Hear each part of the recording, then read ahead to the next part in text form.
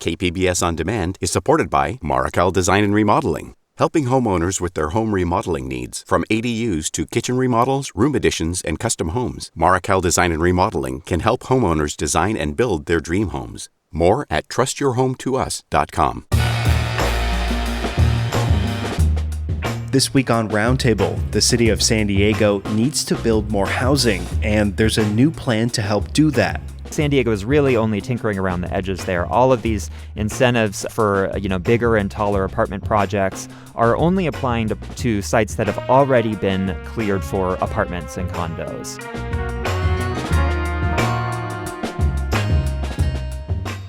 There are some concerns about how it's going to work and how quickly new units could be built. So there's a lot of different little parts come together, and I think the mayor's hoping that, as a group, they'll make a difference. Don't go anywhere. Roundtable is coming up next.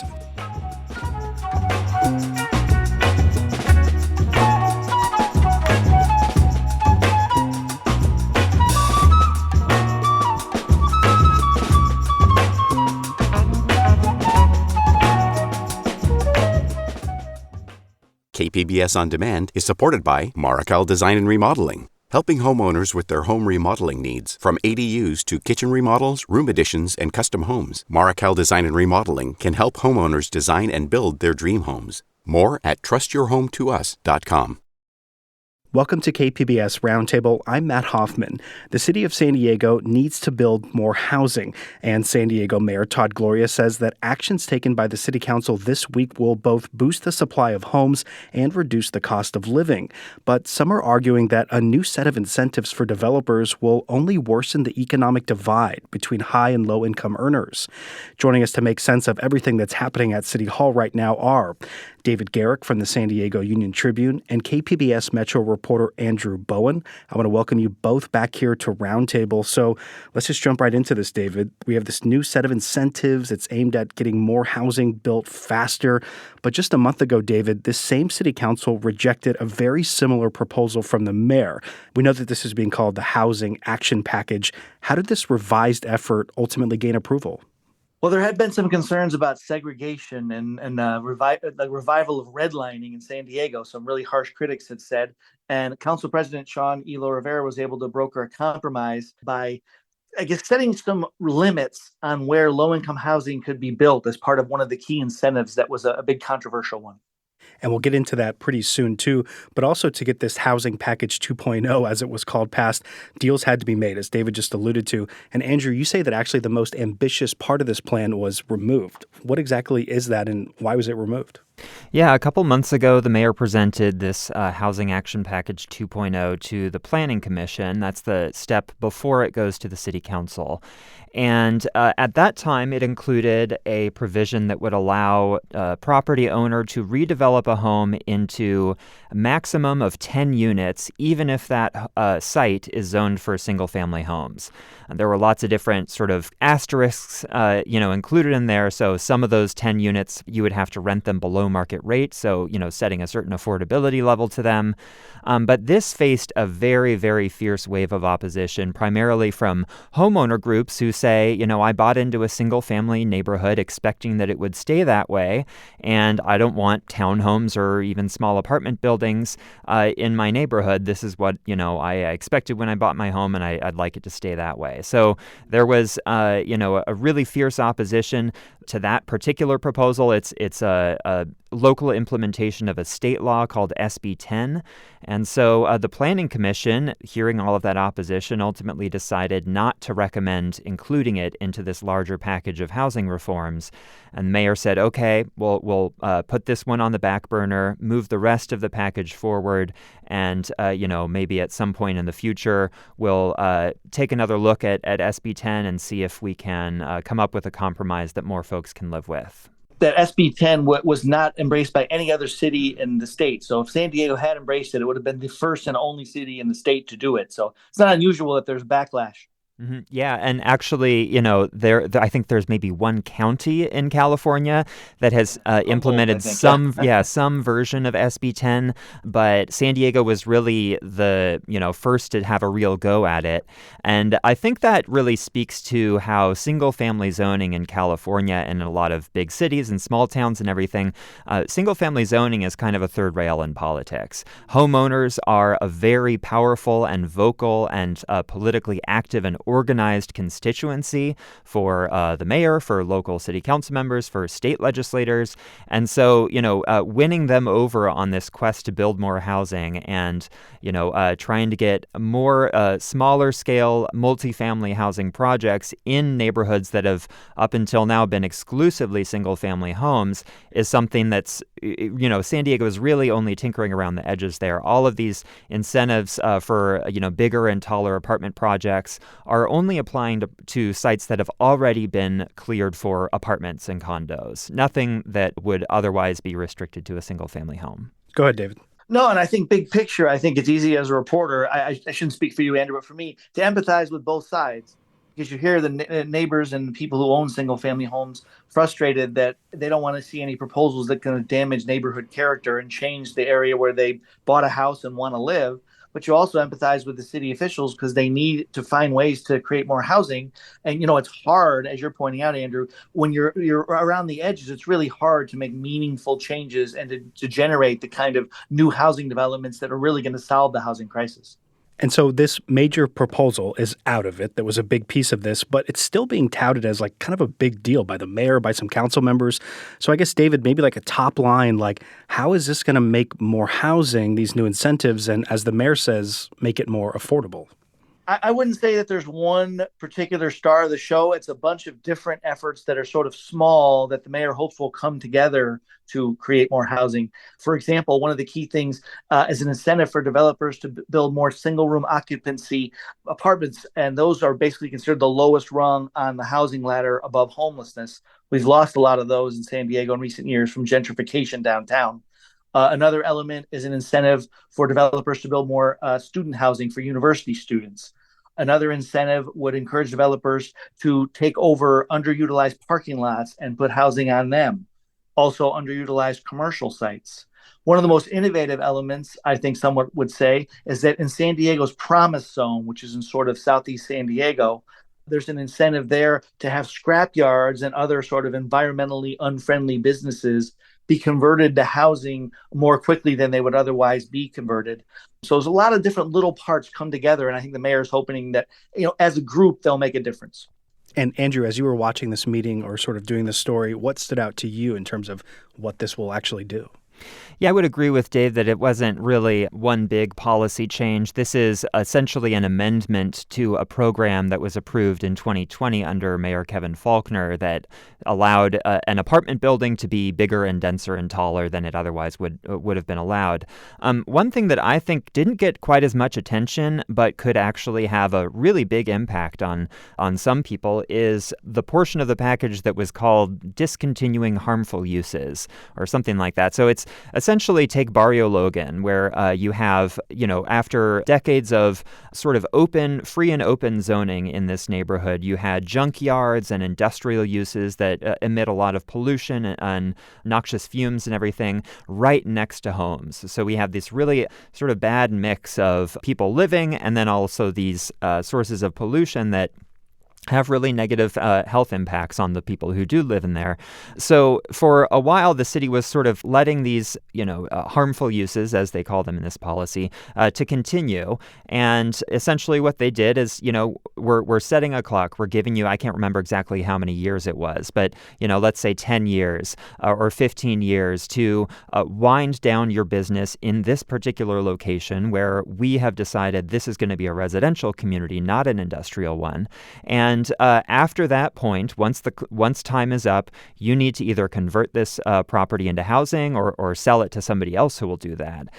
People in Barrio Logan have been complaining about the environmental injustices that that residents there have been facing for many, many decades. And this policy will actually, at some point in the future, create a Barrio Logan that is free of industrial pollution and uses and, where people can probably have much better health outcomes and a better quality of life. So we're actually talking about doing some actual rezoning there, too. And David, this is where I get a little bit confused with this. This was a very long meeting, like 3 hours, a lot of residents speaking out against this proposal.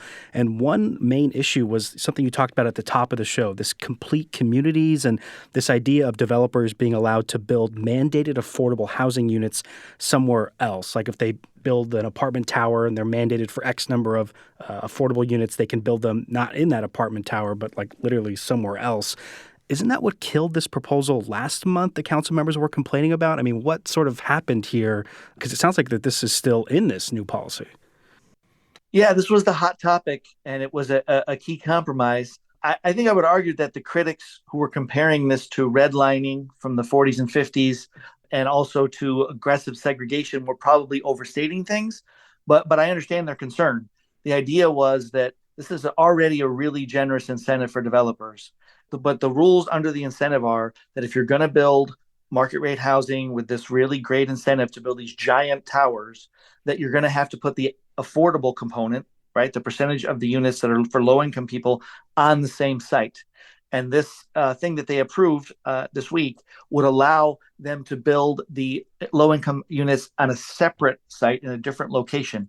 And I understand people are concerned about that. But the way that it was written was that it would have to be in either a high-income neighborhood where the low-income units are built or a medium-income neighborhood. And they added on in the compromise some even more aggressive restrictions on if it is a medium-income neighborhood or medium resource neighborhood, where it would have to be. It would have to be close, it would have to be within 3 miles of the market rate project. So I really feel like the council managed to come up with a fair and reasonable compromise where it's really not going to lead to aggressive segregation and redlining. But I can still understand someone who wants to be really the letter of the law. Those units they think should be built on the exact same site.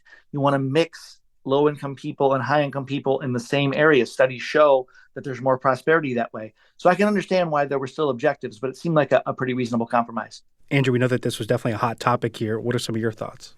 Yeah, I think among the changes, in addition to, not letting somebody use complete communities to build a tower in La Jolla and then offload their affordable housing obligations to, Encanto and requiring those two projects to be closer together, the developer will also have to ensure that the affordable units built somewhere else have the same types of amenities that their project is including. And this is a bit open to interpretation. There wasn't a whole lot of clarity written into the code. So essentially what it says is, they have to have similar amenities as determined by the San Diego Housing Commission, which is the agency that distributes local affordable housing dollars. And you mean like pools or a gym, things like that? Well, that's the question. Are we going to stop at, the affordable units have to have dishwashers and in-unit laundry if those amenities are included in the market rate project? Does it also extend to swimming pools? Does it extend to, having a staffed mail room or a reception lobby, outdoor recreational space or gyms, like you said? So there's a bit of, interpretation that will have to take place there. And, I'm really curious to know, with all of these limitations and, policies that will discourage developers from building the affordable units separately from the market rate units, are any developers actually going to figure out a project that can make that equation work? Or are we just going to continue to see the complete communities projects, including both the market rate and affordable units in the same building? Because trying to figure out this really complex, system where it has to be a certain distance and you have to have the same amenities and the similar size and construction materials and everything like that, is it just going to be so complicated that developers say, you know what, we asked for this, but ultimately it's not going to do us much good, so we're going to continue building things the old way? You're listening to KPBS Roundtable. I'm Matt Hoffman. This week, we're talking about the passage of Mayor Todd Gloria's Housing Action Package 2.0 this week. I'm speaking with KPBS's Andrew Bowen and David Garrick from the Union Tribune. Okay, Andrew, maybe something I'm missing here in all this, but how could building this affordable housing away from like the original project, how could that be an incentive for developers? Yeah, it's fairly complicated, but it has to do with how we build affordable housing in California. So let's say you have an affordable housing project in a moderate resource area, so, meets that requirement that we were just talking about, and it's about 90% funded. They need, $20 million, and they've got $18 million, and they need an extra $2 million. And then a developer comes along who says, well, I've got this complete communities project that I'm building here, and I could get it to pencil out a whole lot easier and faster if I didn't have to include the affordable units in my project here. So you affordable housing developer, I will give you the extra $2 million so that you can complete your finance. I'm just making these numbers up, by the way. It's not really based on any real projects, but I'll give you that extra $2 million so that you can finish your financing and actually break ground on the affordable housing project. And then, I can break ground on my, market rate housing project. So this offsite affordable housing option would have a developer using complete communities essentially pay another affordable housing developer some money, and then, both projects can actually finish. You could even say have 5 complete communities projects in one neighborhood, and then they all pool their affordable housing obligations together and then build one project that has, those 2 units from that project and the 4 units from this one, everything into one project. And, maybe you could build that without even any public subsidy. I mean, this does open up a lot of opportunities for developers to experiment and try different ways of getting to ultimately the final goal, which is actually breaking ground on the housing, opening those units up, and, letting our community grow. And so, there's a lot of risk in letting private developers take credit also for the affordable housing that may have otherwise been built anyway. But, perhaps those affordable units could get built faster because they don't have to wait for all the public subsidies to come together, and they could actually take some money from the private sector and finish their projects. Sounds complicated. It is. And the thing I don't understand either is we know that San Diego is like a very desirable area. And David, it's maybe one of the most desirable like in the country. So I just generally don't understand why incentives are needed for developers. But do you have any additional thoughts here?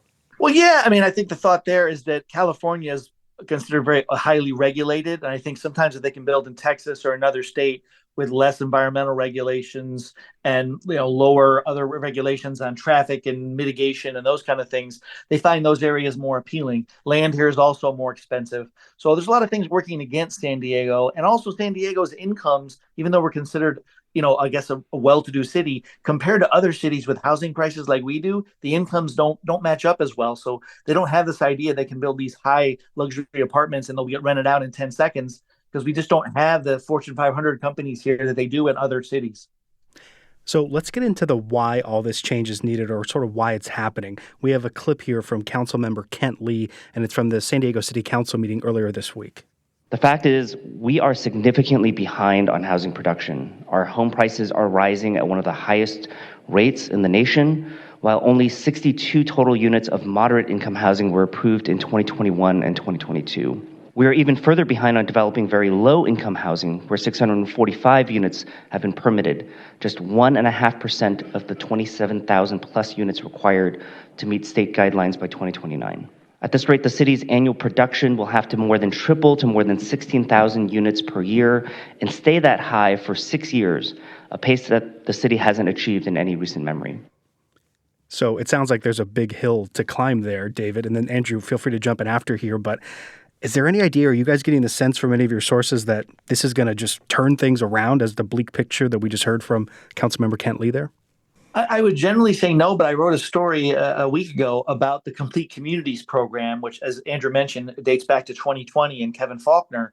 And it hasn't really done a lot since it was approved. But I talked to some developers who say it's coming. They're saying that developers are starting to understand the program better and that, it took a while to grasp it, to talk to lenders, to have the lenders grasp it, to find appropriate sites that would work for it, but that there's about to be a flood. And the city data looks like that may be true, that maybe we're going to see a huge flood of these giant towers under complete communities. I don't think it's going to solve the whole problem, but I think it may make a significant impact on the problem. And if it continues to grow at the pace that some of these developers are predicting, maybe in 6, 7, 8 years, it will make a big difference. Andrew, what are some of your thoughts here? Yeah, I think this program is ultimately trying to set San Diego up for success in the future. I mean, it takes a really long time for housing to get built, and then an even longer time for the housing market to sort of figure out, okay, how fast can rents grow if we have this huge influx of new units online. At what point do developers decide, we're asking these like really exorbitant rents here, and we're not getting the kind of interest from renters because a lot of them just can't afford it. So maybe we need to lower our asking prices a little bit, or maybe we need to ask, applicants, we'll offer them incentives like a free month's rent or something. You're starting to see that in a lot of other cities in the country that have actually turbocharged their home production a lot faster than San Diego has. And, even nationally, when you see the growth in the inventory of homes, there has been an actual impact on the sort of median or average rent prices. So, it's going to take a very long time for all of these policies, to increase housing production to actually trickle down. And I hesitate to use that word because it's sort of it's used pejoratively, to say, well, this is just trickle down economics and everything. But there is a market in housing. There is a relationship between supply and demand and price. And so, it could take a while for us to really know the true impact of what complete communities and some of these other incentive programs are on the actual cost of housing. But, and to David's point, I think, we may not be seeing this huge surge in building right now, but we're also probably going to continue to grow economically. There might be, more companies that choose to locate in San Diego and add employees here, and also, employees that can now work fully remotely, and maybe they're coming down from San Francisco or Los Angeles to find, maybe slightly more affordable home in San Diego. And programs like Complete Communities could sort of be the release valve. So we have this influx of population, and the development community, the building industry is able to respond to that increase in demand for housing here by actually, increasing the supply and having a greater match between those two things. And I think one thing for people to keep in mind is that they get frustrated when they see that all the new units being built are very expensive, high rent units. But when people move into those units, it opens up older buildings, apartment buildings built in the 60s, 70s, and 80s. There's more vacancies when people move into these units. So even though the ones that are being built might not be affordable to you, when someone who makes more money than you moves into one of these units, you can move into their place. So there is a silver lining. Yeah, we all need to recognize the housing is an ecosystem. It's not like a one-to-one transfer all the time. And the other thing is, housing is generally the most expensive the day that it opens. The homes that were built 20 or 30 years ago may have been considered luxury housing then, but they've sort of aged into a greater level of affordability as, the newer housing then gets built, and that's suddenly now the luxury housing. So, housing is complex. I think that's the big takeaway here. Complex policies, complex economic systems that ultimately it's really hard for the average person to understand. They just want to find a place that they can rent, that they can afford. But if we're really going to democratize the policy making here, then I think we all need to really learn a bit about how these things work and pay attention to the details and acknowledge that these problems are hard to solve. And if they were easy, they would have been fixed by now. Right, exactly. Step one is listening to this segment, and we're going to have to wrap it up there. I've been speaking with David Garrick from the San Diego Union Tribune and KPBS's Metro reporter Andrew Bowen. And both of you, thank you so much for helping us understand this a lot more. Thanks, Matt. Yeah, thanks for having me.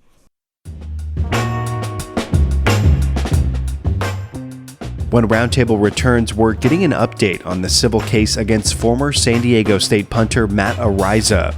That's next on Roundtable.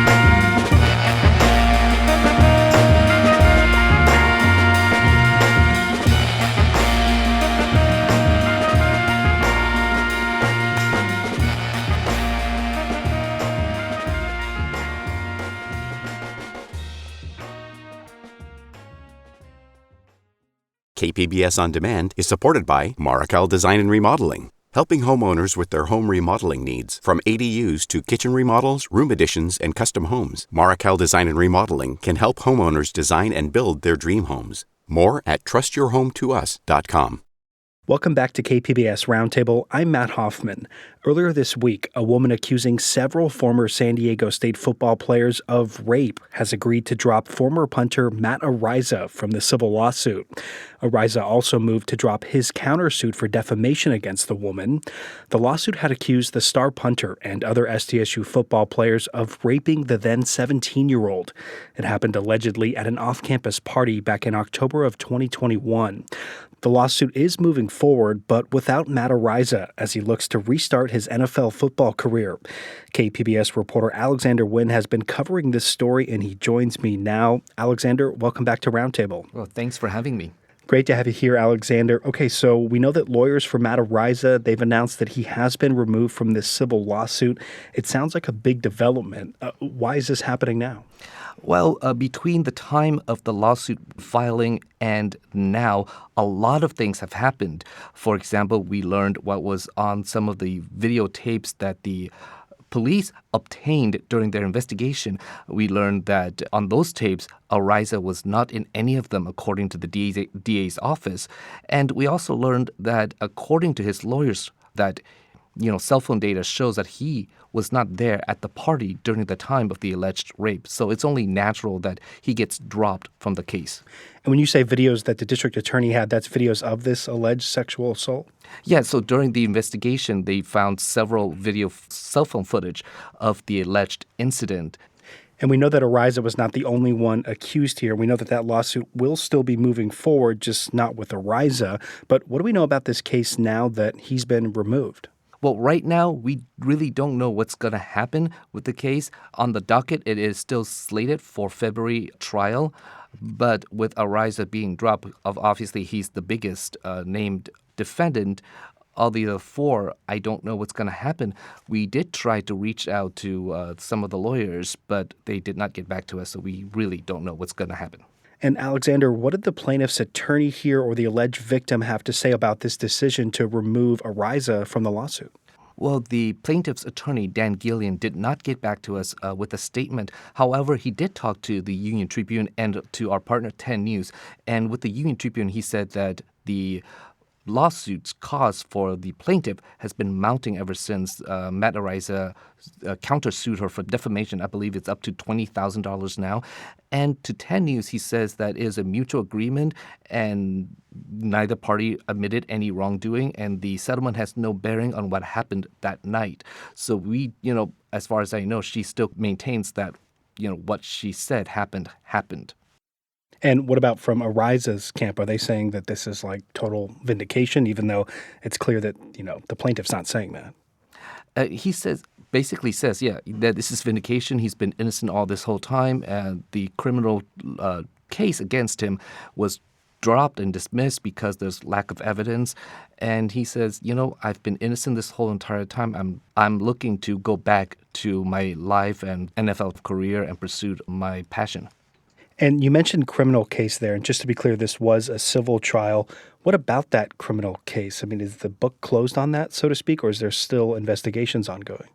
Well, they did dismiss it without prejudice. That basically means they can bring this case back in a future date if there's enough compelling evidence for them to convict.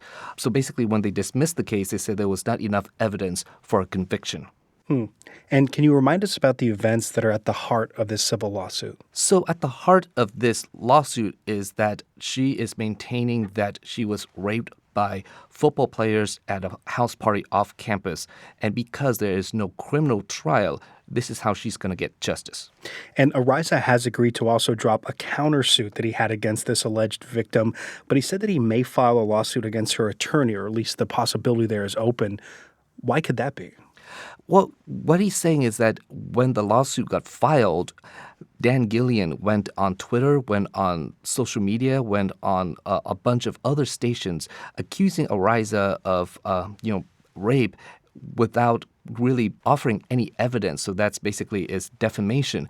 Now, when you get defamation, you have to prove a lot of things. One of them is that he knew that it was not true and that he says anyways.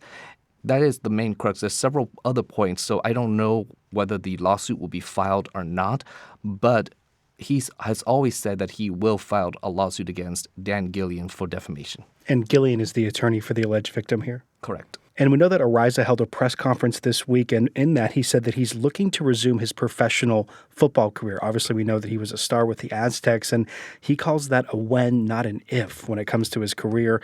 Do we have any idea of what his prospects are at this point to resume his career, or just in general, like what his reaction is to this? Well, he says he's been working out. He's been, keeping his skills up. And we know that he practiced with the New York Jets. Whether or not he has any other practice with other NFL teams, we don't know. And we don't know if any other NFL teams are looking at him. But based on his talent and based on everything that he's done with the Aztecs, I think he does have a shot of getting back to the NFL. Whether during the time that he's been out of the NFL, that if his skills has regressed or not, that's going to determine whether he's going to come back to the NFL. It seems like he certainly wants to do that. So we know that this civil trial is expected to begin in February. What's next for this story here? I think what's next for this story would be the defamation case if it gets filed. There is a lot of things that needs to be proved in order for defamation to be awarded. One of them is that someone made a false statement. That statement was published, which certainly it was, and that statement caused him injury, and that the statement was false, and the person who said it knew it was false.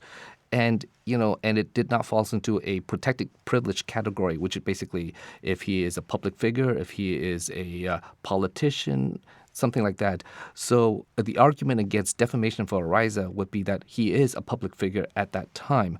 So we don't know. I mean, it'll be interesting to see what the argument is for defamation. But are you hearing that this civil trial will actually happen, like there won't be a settlement? And if that does happen, I imagine we could learn a lot more about these allegations. I don't think a settlement is happening anytime soon. As far as I know, it's still on the docket. We haven't seen any filing for a settlement, any filing for dismissal by the other defendants in this case. I've been speaking with KPBS's Alexander Nguyen. And Alex, thanks for being here today. Well, thanks for having me. And if you're in need of confidential support or help, the National Sexual Assault Hotline number is 800-656-HOPE. That's 4673.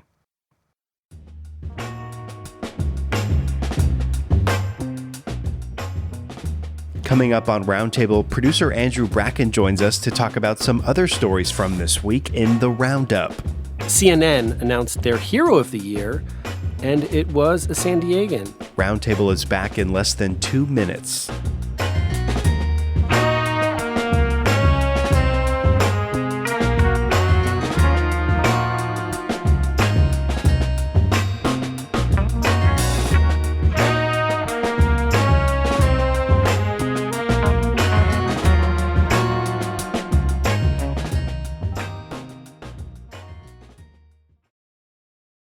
You're listening to KPBS Roundtable. I'm Matt Hoffman. It's now time for the Roundup. We have producer Andrew Bracken here with a list of some other San Diego stories that he's been following and watching. What's up, Andrew? Hey, Matt. Okay, so I got to know, we're about 10 days out from the holidays, from Christmas, that is, if people choose to celebrate. You got all your shopping done? I know you have a couple kids. No, and now it's getting to that zone. We do celebrate Christmas, and so, yeah, it's getting into that. Danger zone? Not quite danger zone, but getting close, yeah. Well, hopefully you just need a couple small things, right? You don't need the whole... Santa doesn't need to go crazy right now. I don't know yet. There may be some sort of express, shipping, expedited shipping scenarios in my future. I'll just say that. Well, whatever you got to do to make it work. Okay, what do you got this week? Well, we just finished up a conversation about housing in San Diego, and this story jumped out to me. It's from Axios, and this is a national story, but it just found that there's been an increase in the number of mortgage-free homes. Nearly 40% of homes today, they don't have mortgages, and that's up some 5% over the past decade. And I guess that kind of makes sense. I think there are a lot of baby boomers who may be getting older. Maybe they've owned their homes for a long time. Also, a lot of these people probably bought homes during those times of very low interest rates, which we haven't seen. But I just thought it was interesting with this housing discussion. We've seen big sales declines all over the nation, but particularly here in San Diego, we're seeing that. But again, prices are still very high, we know. Very high. But we'll see. Maybe mortgage rates will come down next year, and then this number will decline somewhat. Well, I know a lot of people are closely watching those home prices, hoping that they would go down. Well, I guess if you're selling up. But okay, what's next? Well, it's the end of the year. There are a lot of awards. We're hearing a lot about, end of year celebrations, things like that. CNN announced their hero of the year, and it was a San Diegan. The 2023 CNN Hero of the Year is Dr. Quayne Stewart. A San Diego veterinarian, Quayne Stewart, he has been helping pets of the unhoused for several years now.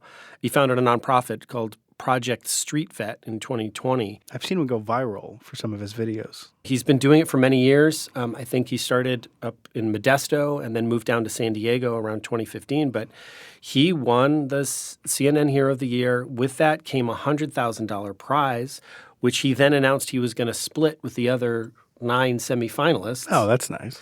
And then his organization also will get an additional, I think it's like a $300,000 grant along with that award. But it was just nice to see, someone from San Diego getting that national recognition and really giving back to the community in a meaningful way. And we definitely know that a lot of unhoused people, they have pets too, and they definitely need to be taken care of. And we know that like the Humane Society and the county, like they'll do some events where they help out, but this guy goes out on the streets and provides just literally like that, that care right there when they need it. If you look him up, you can see his videos online. Well, also, as a dog owner, these pets are, a part of our families. And, Totally. If we struggle, then they're going to struggle with us. So providing that care, I think, is a really neat story, and just cool to see that recognition. Absolutely, and cool to see San Diego on that national stage. Okay, what else? Moving over to sports, we've heard a lot about the new MLS team coming to San Diego FC. They announced their first ever player signing, and it's a San Diego product. His name is Duran Ferry. He's a 17-year-old goalkeeper. And he was just on, actually, the now defunct San Diego Loyal soccer team before that. He's also played with the U.S. under-17 national team. So it's still a while. This is their first signing. I think there's a lot of limits to, who they can sign now. They don't really take the field until the beginning of 2025. So there's still a lot of time there. But it's kind of exciting to see that there's a lot of youth soccer in San Diego. There's a lot of youth talent, and I think this team is going to try to tap into that. Yeah, I think that's very cool. We know that he was on the Loyal, so he was a local guy on the Loyal playing soccer, and I'm sure he's extremely talented. But you got to think that there's some sort of reason why they signed him first as a San Diego guy to maybe bring more people to those games. Yeah, no, they're making big investments into developing homegrown talent. And yeah, this is maybe just a symbolic kind of nod to that as they start signing players and build out a team. Well, if you're looking for a player jersey, I guess that's the first one you can get, right? Right, yeah. All right, what else? Also sports related? Yeah, same sport, soccer. I just thought this was interesting. Point Loma Nazarenes, their women's soccer team won the Division II national championship. Congratulations. So, got this from NBC San Diego, which said they didn't even allow a single goal during the NCAA tournament, which they won. But they're that school's first national title. So that's pretty cool. And in any sport? Yeah, that's what it says. Well, that's very cool. Congratulations to that school, that program, and maybe they'll get number 2 next year, back to back. All right, what else? It's the holiday season. It's a really important time for businesses. And this is a story you actually reported earlier this week, that Ped West, is closing during this really crucial holiday time period for businesses there. You spoke with Carolyn Shoes owner Olivia Campos, and here's a little of what she had to say. This Saturday and Sunday, we are waiting for customers, and we don't see customers. If you can see, there are no people walking, no cars, no nothing. It's we don't have a customer. And she was right there on San Isidro Boulevard, so just like a block or two away from the border. And Ped West is the pedestrian walkway to and from Mexico that gets very busy. It's closed, and she was talking about on Saturday, Sunday, it closed on Saturday temporarily, and it's still closed. And immediately they saw that, lack of customers and just people not being there. And this is their busiest time of the year where they make all the sales for the slow months. And this year, really tough. The owner was telling me she has panic attacks thinking about how she's gonna make it. Well, I was also thinking about just what they went through during the pandemic and the closures there and how they were impacted. She says the last 4 years have just been rough. Yeah, so this on top of it, and I know, Customs and Border Protection, they're saying it's a temporary closure due to the large number of migrants that have been coming through. So hopefully they can reopen in time for this holiday season. Yeah, because a lot of those businesses down there. Now, I will say we went by the outlets. They seem pretty busy still. But obviously, I'm sure they'd be a lot busier if Ped West was open. All right, what else? iNews Source's Crystal Niebla wrote a piece about Sandag looking to increase employers' participation in transportation programs for the ideas to get employers to incentivize their employees to take other ways to work other than their cars. And they've increased funding to, I think, $2.3 million and are reaching out to employers to kind of get them to sign on. And some of these, I guess these employers will do like a transit pass or something like that? Yeah, money for transit or for setting up carpools or van pools, things like that. But just ways to make it easier for employees to get to work. And, I always think about this new work world we're in where people are also working remotely and how that kind of plays into people not commuting. And in her piece, she did mention that, remote workers are actually more likely to drive alone when they actually go to the office than employees who do not remote work at all. I thought that was interesting. I think that makes sense. I mean, I would, if there was like a shuttle here that came and picked you up before the morning, the carpool, I would do that. Yeah. I mean, it would make sense. It would save you money and it would save emissions. But it'd be interesting to see, follow up to this, some reporting like, what is that $2.3 million from Sandag doing? Like, is it working? Yeah, I guess time will tell. I mean, they had about $600,000 for the program initially, but I think, they're hoping, like I said, to see more employers sign up for that. Okay, what else you got? This week, La Mesa's City Council voted to stop plans to implement digital billboards along the 8 there. They got quite a bit of backlash from groups. I think there was a group called Keep La Mesa Beautiful that really fought hard against it. And they kind of left the door open for maybe implementing it in the future. But for now, there are going to be no digital billboards along the 8 there. They did reference, I think the CBS 8's covered this, UT has covered it. They did say, this will take potential revenues away from the city, but it was unclear exactly how much. If you go to La Mesa and you drive down the 8, you can't miss them. And they're all like casino billboards. I mean, it's like, come to, and then there's like another one if you want this, and it's like there's a ton of billboards. But I guess, I don't know, maybe they wanted to digitize them. I will say, though, like when I'm thinking about I said casino, but like going to Vegas and the digital ones, you are like more drawn to like, what is that? What is that up there? Yeah, I guess I'd like to see, information like, does it impact driving, Because, I definitely pay more attention to them, I have to say, when I see those. I remember driving by Allegiant Stadium in Vegas, the Raiders Stadium. Oh, my God. It was the biggest billboard I had, ever seen. And I was like, what? I was not paying attention to the road. Really distracting, for sure. But no digital billboards for now. Okay, what else? Voice of San Diego's Jacob McWhinney, he jumped on some reporting. Originally it was from the Washington Post, but saw a major increase in homeschooling. And there was some data from the Washington Post that said it increased by about 88% over the past 5 years in San Diego County. And some of that does seem to me to make sense. Like I have heard stories of people when the schools went remote during the pandemic that just kind of did their own thing, that homeschooled. But this is sort of a larger investigation into what that means. And it's still a small percentage, I think, of students, but it is an interesting trend in education. And as you sort of alluded to, there's all sorts of other avenues that get impacted by this. And it makes me think of, like, I just did a story about increases in whooping cough cases with the county. And they've been saying that over the last few years, they've noticed that, the mandated vaccinations for some students have been slipping a little bit, whether it's vaccine hesitancy or just people forgetting about updating their mandated shots. Now, they didn't provide numbers, but they said that they've noticed. And maybe some of it has to relate to this, because if you're homeschooled, then you don't have to get those required shots to go to school. So you got to wonder about that that Yeah, piece of all this. absolutely. Right. Okay, and one more, and this is holiday themed, right? Yes, this is a holiday event, but I say it's one to be avoided. But that's definitely like that's an editorial there. Fox 5 San Diego, it had a little write-up about this SantaCon, and it's coming to San Diego Saturday, December 16th. It starts at noon, and it's downtown. I don't know if you know what SantaCon is or if you've experienced it or heard about it, but to me, it's something of like a holiday nightmare. It's people dress up in Santa suits and usually involves bar crawls and drinking.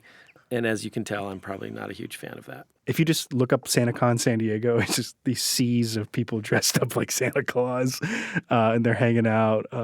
But we've had Comic-Con, we've had some other cons, but SantaCon, that's the one. Where's the meetup? It's somewhere downtown. It's like a bar downtown. So you can go tomorrow if you got your Santa suit dusted off. Head on down. Well, we know we probably won't be seeing you at that event. So you still got to do your holiday shopping. Right. Andrew Bracken, thanks for being here on the Roundup. Thank you, Matt.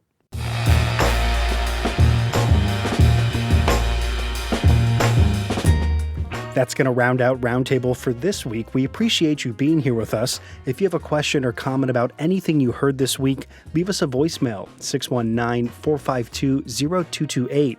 You can also email us roundtable@kpbs.org. If you missed any part of the show, go ahead and check out the KPBS Roundtable podcast wherever you get your podcasts. Roundtable is produced by Andrew Bracken, Rebecca Chacon, and Ben Redlosk are our technical producers. And I'm your host, Matt Hoffman. Thanks so much for being here with us. Have a great weekend.